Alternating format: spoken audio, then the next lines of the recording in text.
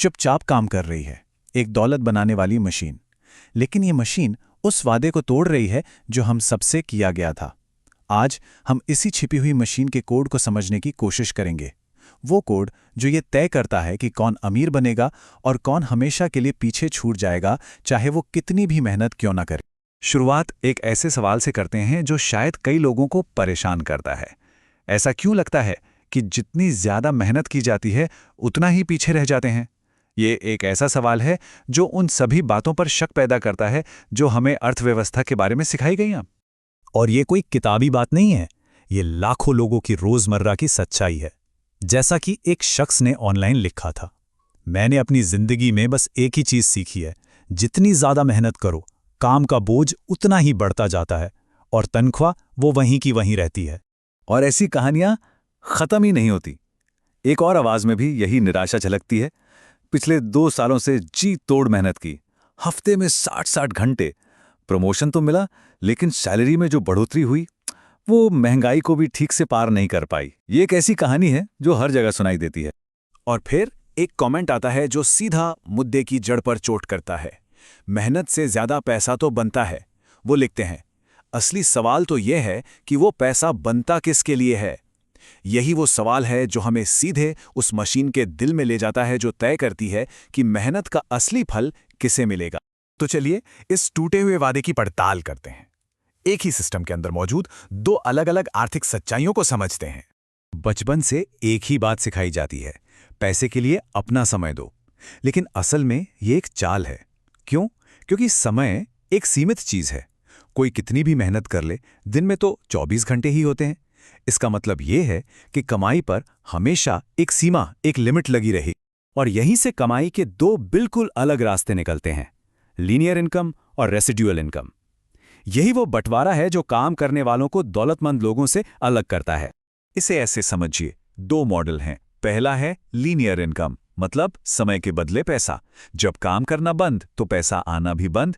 और दूसरा residual income, मतलब आपकी संपत्ति आपके लिए पैसा कमाती है तब भी जब आप सो रहे हों। यही है अमीरों का असली खेल। और इन 2 रास्तों के बीच का फासला वो कोई मामूली फासला नहीं, एक गहरी खाई बन चुका है। सोचिए, साल 2000 में एक औसत सीईओ एक औसत कर्मचारी से 531 गुना ज्यादा कमा रहा था और सिर्फ 20 साल पहले यह आंकड़ा 42 गुना था। ये खाई हर गुजरते दिन के साथ और गहरी होती जा रही है। तो आखिर इस खाई को कौन खोद रहा है? कौन सी ताकत इसे बढ़ा रही है? जवाब है एक बहुत शक्तिशाली अदृश्य मशीन जिसे फाइनेंशियलाइजेशन इंजन कहते हैं। यही वो सिस्टम है जो इस असमानता को हवा दे रहा है। तो ये फाइनेंशियलाइजेशन आखिर है क्या? देखिए, सीधे शब्दों में कहे तो ये पैसे से पैसा बनाने का खेल है। यहां असली चीजें बनाने या बेचने के बजाय सिर्फ पैसों का लेन देन होता है। मतलब मेन स्ट्रीट पर दुकान चलाने की जगह वॉल स्ट्रीट पर ट्रेडिंग करना। और इस इंजन का ईंधन क्या है? एक कॉन्सेप्ट है जिसे इकोनॉमिक रेंट कहते हैं। कल्पना कीजिए, शहर में पानी का सिर्फ एक ही कुआं है और वो आपके कब्जे में है। अब आप पानी की जो कीमत वसूलेंगे वो उसकी असली लागत से कहीं ज्यादा होगी। ये जो अतिरिक्त मुनाफा है जो सिर्फ आपके कंट्रोल की वजह से आ रहा है, बस वही इकोनॉमिक रेंट है। तो सवाल उठता है कि इस पूरे सिस्टम को कंट्रोल कौन करता है? फाइनेंशियल टाइम्स के मार्टिन वुल्फ इसका जवाब बिल्कुल साफ देते हैं। हमारी अर्थव्यवस्था का ज्यादातर पैसा प्राइवेट बैंक्स बनाते हैं। इस बात की गहराई को समझिए, असली ताकत उन लोगों के हाथ में है जो हवा से पैसा बना सकते हैं।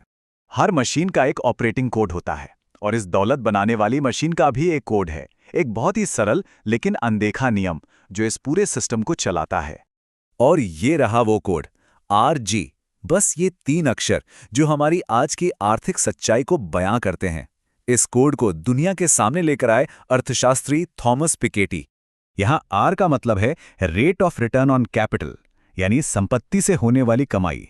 और G का मतलब है रेट ऑफ इकोनॉमिक ग्रोथ, यानी तनख्वाह और आउटपुट में होने वाली बढ़ोतरी। जब संपत्ति से होने वाली कमाई देश की आर्थिक तरक्की से लगातार तेज भागती है तो असमानता कोई इत्तेफाक नहीं रह जाती।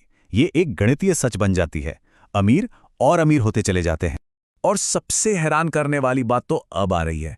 मॉडल्स ये दिखाते हैं कि इतनी बड़ी असमानता पैदा करने के लिए अलग अलग टैलेंट, मेहनत या शुरुआती दौलत की जरूरत ही नहीं है।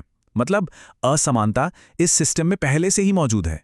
ये सिस्टम की कोई खराबी नहीं, बल्कि उसका एक हिस्सा है, एक फीचर है, कोई बग नहीं। और अगर ऐसा लग रहा है कि ये कोई नई समस्या है, तो फिर से सोचने की जरूरत है। इतिहास हमें एक बहुत गंभीर चेतावनी देता है।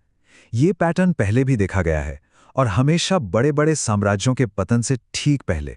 इतिहास का ये पैटर्न बिल्कुल साफ है। 16वीं सदी का स्पेन, 18वीं सदी का हॉलैंड, 19वीं सदी का ब्रिटेन, इन सब ने एक ही रास्ता अपनाया। इंडस्ट्री से हटकर फाइनेंस की तरफ गए और फिर उनका पतन हुआ।